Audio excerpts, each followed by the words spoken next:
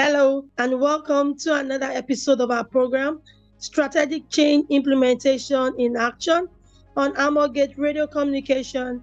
I remain your host, Titilola Ogunshono. Today, we'll be discussing a very interesting topic titled Team Conflict Management. The uniqueness of a team lies in its diversity.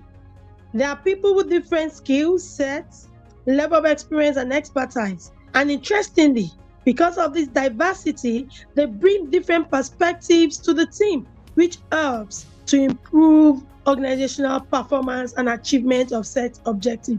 However, these differences can sometimes lead to conflicts, and if not properly managed, if these conflicts are not handled in a very effective manner, it could hinder implementation of strategic objectives. Now, team conflict usually arises when there are differences, or disagreement over stated goals. It could be over methods or needs of the team. I want us to look critically, let's look at the various ways where team conflicts could arise. Now, the first type, not in any order of priority, okay? But if you look at it, realize that even around you in your organization, realize that, conflicts could arise from these things I'm going to mention. Now, the first one is task-based conflict. This usually happens in situations when team members rely on each other to complete a task or a project, okay? Where someone's output is a critical part of another person's work. For instance, let me give an example. You're a project manager, you're on a project, and you have to tune in, submit your reports, and you're going to be needing input, from the person for the team lead of supply chain. You're going to be needing input from the finance team. Now, the report from the finance team is their own output, but you need that output because you are going to need some vital information as critical part of your input. So when there are conflicts, imagine someone in finance department, finance unit, on a particular project, delaying submission of reports, automatically your own deadline is also put under stress because you might not be able to meet up with it. So realize that, due to tasks involved, when people have to work together on a project, now conflict will arise from it. Okay? Now, another type you could have is your leadership style. Each leader has his own style of leading and managing people. So if you have, for instance, again, another team lead, for instance, the person in terms of the people, okay, someone from HR, from a personnel department there, and the person is delaying recruitment, immobilizing, orientation program, is going to affect you. The style of leadership is really different. So the person managing the people there, his or our style of leadership will be different because they are leaders, in a team, in a particular project. So you have a particular team leader here, but you have an overall project leader. So when these types of leadership is really different, okay, because some people, his style of leadership, leading his people might be directive, okay, another one might be more open, and another style of leadership could be more collaborative. So you realize that within a particular group, we have various leadership styles, and there could be conflicts. Conflicts could arise from these differences in leadership styles. Okay, so you as change managers, you must understand these differences in a team. You must be able to identify it. You must understand this leadership style, because when you do, you can avoid conflict, or you can even avoid those triggers, things that will trigger conflict, unhealthy conflict in an organization. Okay, another style of leadership that you could have is work style conflict. Interestingly, okay, in a particular team, the way some people work is very different. Some people are self-starters. Okay, you don't need to push them too hard. There are people that are innovative, there are people that are creative, there are people that go takers, there are people that want to set the goal, they go over the bar. If we set the target for them, they are self-motivating people. They can motivate themselves. We also have some people that work quickly. This is the goal. They're very quick at it, and they can work quickly. Timeliness, they're there. Now, we also have some people within a team that work at a slower pace. they take at that time. Okay, it doesn't mean they're not going to get it right, but it's just because their work style is one thing at a time. They can multitask. You can't compare to people that can multitask, think, on their feet, and they're always there to do things hastily. Okay, now you can't compare. Now, as a change manager, you need to recognize these differences and find the best way to collaborate, with everyone to achieve your change agenda. Now, understanding these differences matters. Who is a self-starter? Who is someone that work, effectively, quickly? And who is that person that works at a slower pace? Diversity is interesting because I have handled a team where the person who works at a slower pace is someone that is very cautious and would always, see any mistake easily. So you can't throw the person away because he or she works at a slower pace. Doesn't mean that the person would not have, bring some advantages to the team. Okay, now also the most common type, which I'm going to mention last, is personality conflict. We are different. Some people are introverts, some people are extroverts, some people are sanguines. Each of those different personalities comes with the advantages, with the downsides. So if you understand, the personality traits, you understand when people want to talk, when people are quiet, you understand those that are reserved. You must understand these people. Attending conflicts happening at the moment, it really help you to understand that. Now, since we know that whether like it or not, conflict are not things we can avoid. It will always come up.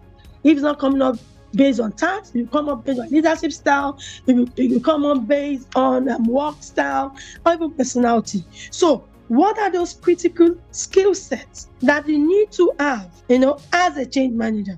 Because a change manager must possess excellent conflict resolution skills, that can successfully resolve workplace conflicts in an efficient manner where everyone feels heard, valued, respected, and motivated to continue to give their best. It's important as a change manager that some skill sets are non-negotiable, because whether you like it or not, conflict will occur in organizations. Okay, and the first one I'm going to look at is good communication skills. I will take it again. Good, excellent communication skills. Now, I know some will say I can talk, I can write, written communication is excellent, I can do my business memos, my report writing, and all that. But communication also includes the non-verbal. That also rules around communicating. Okay, so when you are communicating, your style of communication must be open and clear. Okay, you have to be open and clear about it. What are they expected to do? How are they expected to do it? What are the ground rules? Okay, you have to communicate clearly. You have to communicate, effectively this way. Now, another thing is that so many differences do not occur as a change in an organization. So as a change manager, you must possess active listening skills. Always listen. Okay, now there will be issues, in an organization, but you must recognize all parties involved. If there is any conflict from any team, and that thing is crucial to implementing your change agenda, you must understand that you must hear them. People want to feel heard. People want to feel heard because then they can feel valued. They can feel respected. Okay, now you have to pay attention as a change leader, and this is a part of communication skills, to common goals and interests. Okay, you must pay attention to areas of common strategies.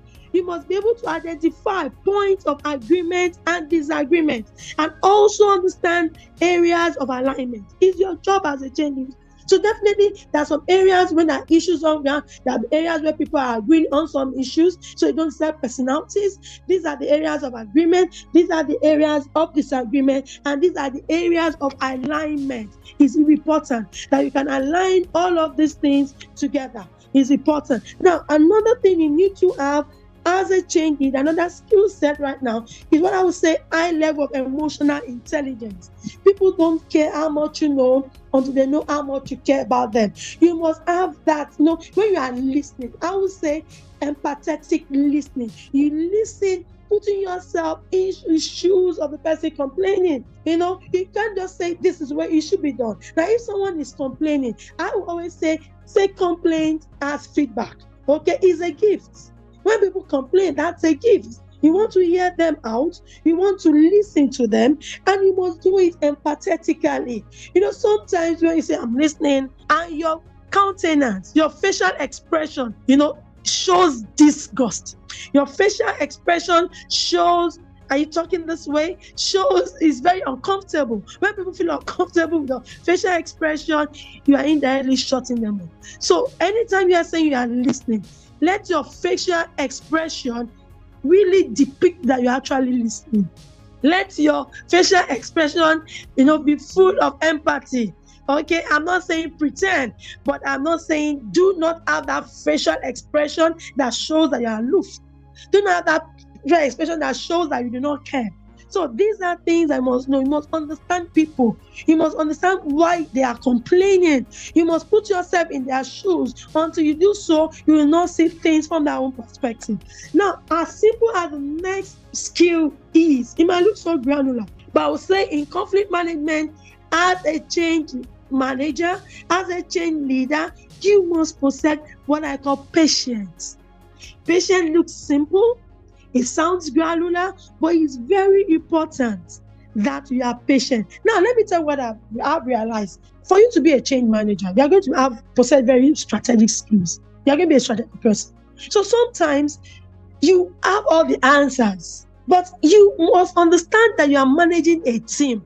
So even when you have all the answers, okay, to a particular challenge, even you have a laid out plan already to a particular process or a challenge you are facing on a particular change project, you must understand that you must allow everyone to feel involved. I will repeat myself. You must allow people to feel involved, okay? People must feel involved. Let them get involved, feel that they're involved in the decision-making process.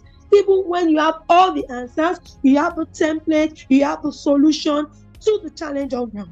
You must let them feel involved, because when people feel involved in a decision-making process, they can own that process. It doesn't become the change manager's idea. It becomes our idea. So they can now take it back, cascade it down all through, the organogram, all through the organogram. But when you are the one bringing it to a meeting, you're not patient enough to let them feel involved, come up with their ideas. Now, I always say when people come with ideas, I always succumb to superior arguments. Even when I know that, okay, this is what you do, this is what we want to achieve, and you're coming up, nothing looks stupid to me. I always say that the only stupid answer and the only stupid idea is the one you have not spoken. No idea is stupid. No idea is useless. No idea becomes not useful, unuseful. But as a change leader, you must possess that. As simple as it looks, as granular it might sound, is you must be patient with your team members. Not everyone, remember, I mentioned it, not everyone will have the same personality. Not everyone will have the same work style. Some people are slow. They take things easy. They're not as fast. They're not quick thinkers. So please, they must feel involved. It's very important. So you must be very, you must be deliberate about it. Be patient with them to come on board. Another one I'm not going to say is fairness and equity. When you are dealing with team members, this is very crucial. You must make sure that you run an all-inclusive program. You must make sure that people feel fairly treated. People do not feel that you are discriminating against them. People do not feel that you are playing the card of favoritism. People do not feel that your leadership style is one that does not treat people equally. This is one thing as a change manager, as a change leader, that you must look critically at. You have to be deliberate about it. You have to be conscious about it when making those rules, when handling conflicts. Now, let me tell you a typical example. You might say, look, I'm fair, but I treat people with respect. I practice equity when I'm dealing with my team members. Now, the truth is, for instance, you have someone, a team member who has always been lazy, has a track record of coming late, not turning in reports. Even what the trend for this person, if I'm going to draw a trend analysis as the one of lateness, as the one of maybe indecent dressing, misconduct. No, that trend is there consistently. Now, already, you're human because this person is someone that is associated with these traits, with these vices. When an issue occurs, and the issue is somebody is accusing the person of delaying the report. In fact, it's normal for you to think, is it Ade? No. He comes, you always turn in the report. I'm so sure he delayed the report. Now, you are being biased. You don't have to be judgmental. Ade has always been turning in reports. He has the trend, analysis oriented the trend of all this improper, misconduct and all that. This laid back attitude. But that does not mean that in that particular instance, that particular conflict, it doesn't mean that Ade is the one to blame. So you must not be biased when it comes to conflict management. You must have that with you, that look, no preconceived notion anytime you are handling an issue. So that's important because I'm looking at it from my own work experience. When someone has always had this trend of that doesn't mean the best, and even the tweet side to it, someone has always been tuning in project reports early. Someone has always been an effective team player, but it could actually drop the ball because we are all human. Anytime we're at work, we sometimes when our mental state isn't really balanced, when the home front, even from the female side, it's a bit shake when that issue. Some people cannot handle it well. So anything could happen to anyone. So you cannot say, because this person has always been efficient and there's a conflict at hand, you think that person might not be at fault. So it could be either side of the coin. So as a change manager, as a change leader, you must be deliberate about it. No biasness. When issues are on ground, go with an open mind, be ready to listen to both parties, and you must be able to take that firm decision. I call it, must have that managerial courage to say it as it is, no matter who is involved. So this is very important. Now, even as a change leader, you have all of this we're talking about. You have excellent communication skills, you have high level of emotional intelligence, you are very patient, and when talking about fairness, equity, you are there, you have the skill set. Now, with that mean that conflict will not occur. Someone you always say that, I remember the works of Max Lucado. He said conflict is inevitable, but combat is optional. That means conflict will occur, okay? But combat is optional. That means how you handle conflict, that is what we're talking about today, team conflict management. How you handle it matters, okay, in an organization. So you have to be deliberate and proactive about putting up measures, putting up processes, putting up policies, such that you are proactive about it, how existing potential conflict could either be avoided, eliminated totally, but if cannot be eliminated, how it can be reduced. Okay, so if you are just joining us, is another episode on our program, Strategic Change Implementation. So we'll be right back after this break. So let's look at those strategies that an organization can adopt to handle team conflict. Okay, I would say the first thing, there are no other fast rule about this, in no order of importance. Okay, but I want to believe from my position and experience that the holistic view to conflict management or strategy is that you build a healthy culture. Okay, you must have a culture where everyone is treated fairly and equally. You have to be deliberate, so that your cultural practices, the way you handle things in an organization, the norms, the values, must inculcate fairness, equity, a place where everybody feels a sense of belonging. Now, because culture is very strong. I remember on some of my previous episodes, we discuss culture. Okay, it's very important. How do people feel when they come into your organization? How do people feel when they work in a team? How do people look forward to coming to work? Do people feel safe in your organization? Do people feel loved in organization? Do they feel valued in organization? So the first thing to resolve, to even talk about anti-conflict in organization, is that we must build a healthy culture. A culture that rewards competence, a culture that differentiates performance, a culture that allows people to grow, a culture that allows people to speak their mind, a culture where people do not feel they're going to be intimidated when they speak and when they are themselves. Okay, so you must build a healthy culture. Is important. Now, when you build a healthy culture, even when conflict arises, people will not feel cheated, because they know that the cultural practices of the organization includes fairness, equity, and respect. So you must build a culture where people respect one another. Is very important. And it's important to please take note in building that everyone in organization, irrespective of what level they are or at the cadre of the organogram that they are presently, they must have a sense of belonging. Another important thing is that as an organization, you must be proactive in spotting potential areas of conflict. Now, definitely, if we are bringing up a change agenda, and you know that there are different things that will be involved in implementing that change agenda. So, as a change manager, you must be proactive to know that what are the potential areas of conflict. Once you can pinpoint those pinpoint those potential areas of conflict, then you can proactively look at measures, look at ways or tools to minimize those areas of conflict.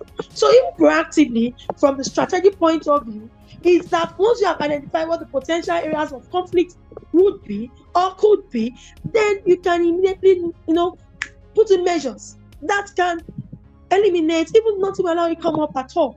Okay, and if you know that they will still come up, they can know how to manage it effectively, because that is a proactive way to reducing, even eliminating conflict coming up. But even when they will still come up, it will be very, very minimal and things can be resolved. Now, another thing that I know organizations can also do is to develop conflict resolution policy.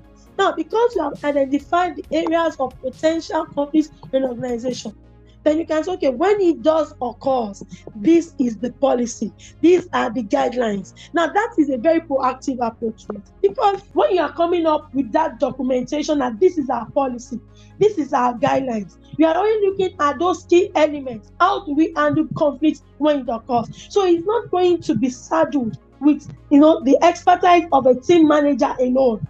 As an organization, we have come up with different team and we have looked into it to say, what is our position when conflict occurs? What is the first point of call?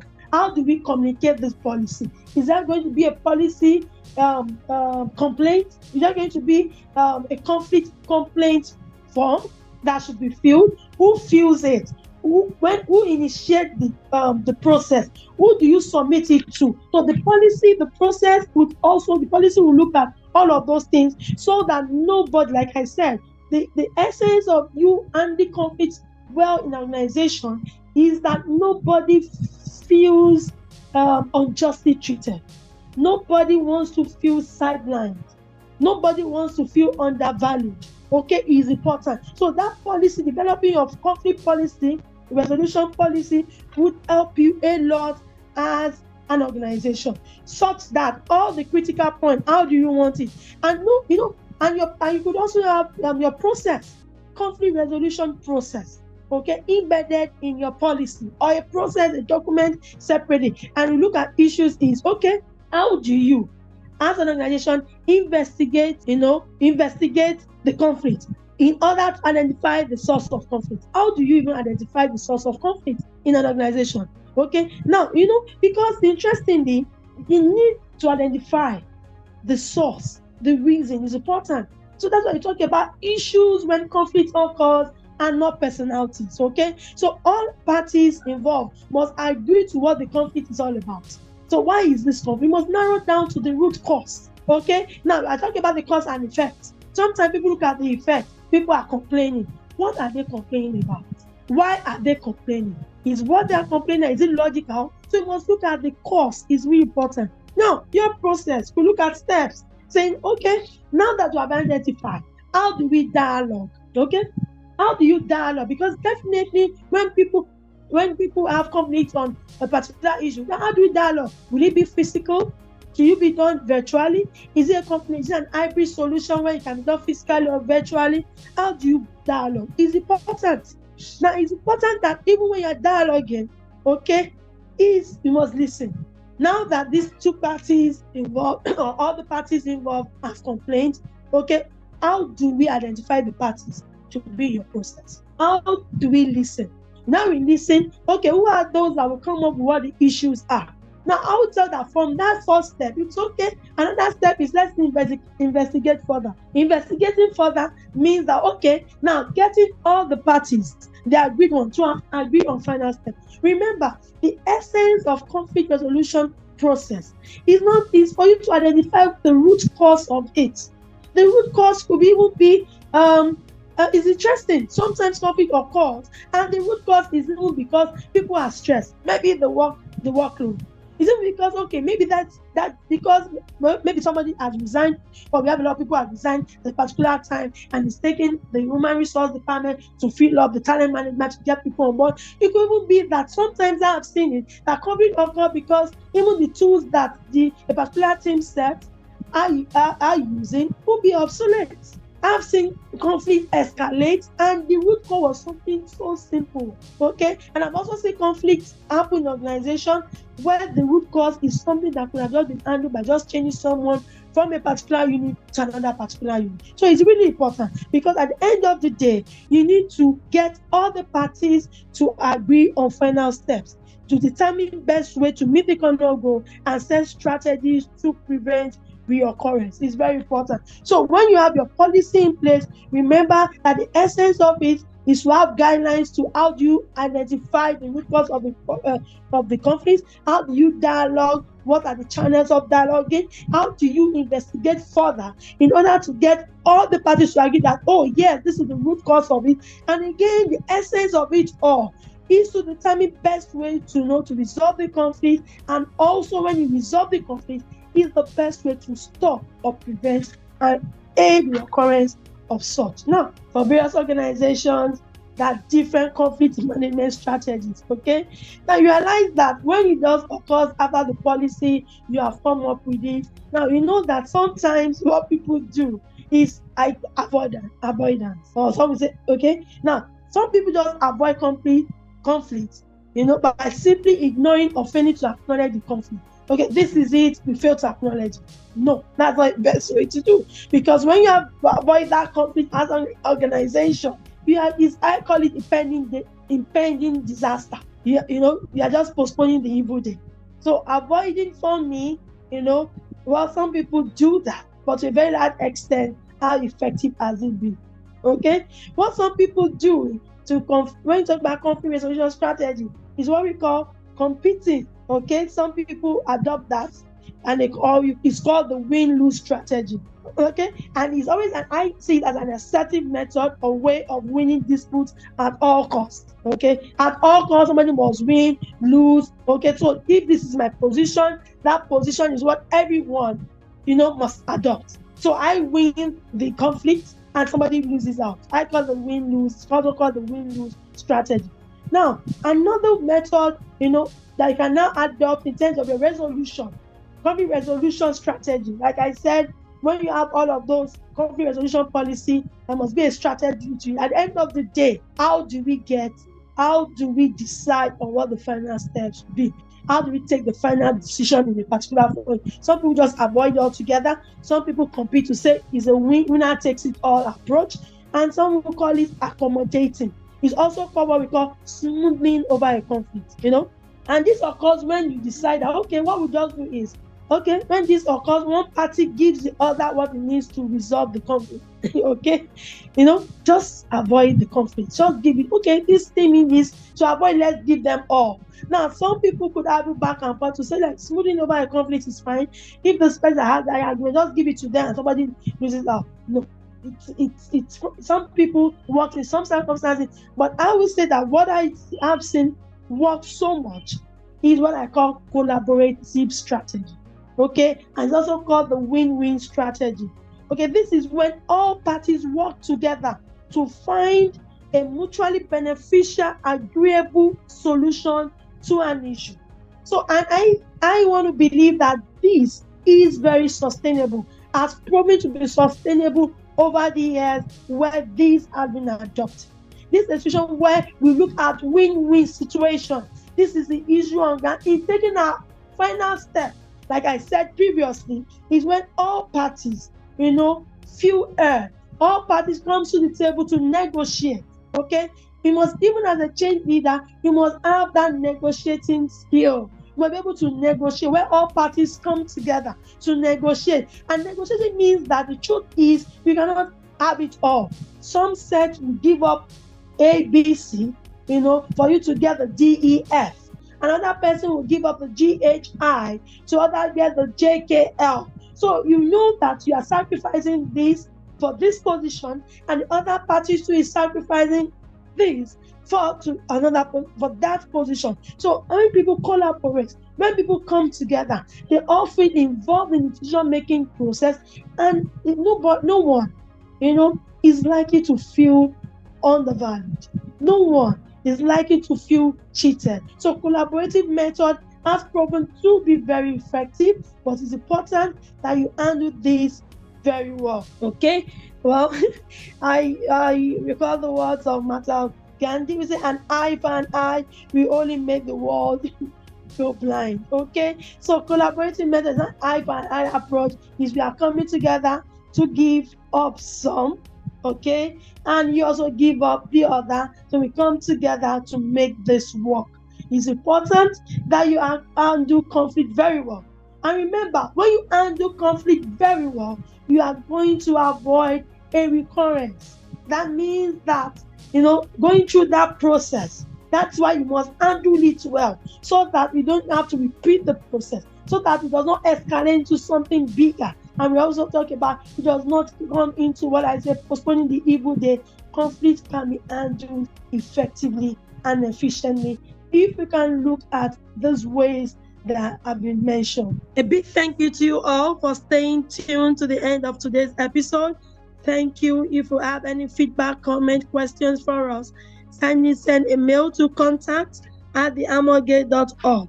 I will take it again for your feedback, comment, question. Send a mail to our mailbox, contact@thearmorgate.org, and kindly click the like button if you have enjoyed this episode or you have learned one or two lessons from this episode. Okay, and if you have any message for us, kindly send a WhatsApp message to us at this number +234 8079574151. The number again to send your WhatsApp message to is +234 8079574151. Yeah, I remain your host, Titilola Ogunsona. Hope that you join us same time, same station next week. Bye from here.